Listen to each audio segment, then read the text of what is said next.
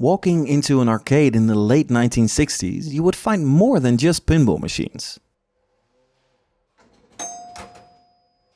While the first video games were still years away, electromechanical coin-operated games were already quite popular. This Space Pilot from 1968 was made by Williams, who were mainly a pinball manufacturer. A year before Neil Armstrong first set foot on the moon, the player of Space Pilot could already hover his moonlander above it. The goal of the game is to gain points by maneuvering the moonlander so that its rod touches the rod attached to the poles in the corners of the playfield.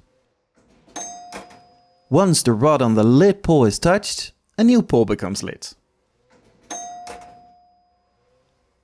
The moonlander moves by two player-controlled fans, one underneath the vehicle and one at the back. The player controls if, how fast and in which direction the fans move. Truly a drone avant la lettre.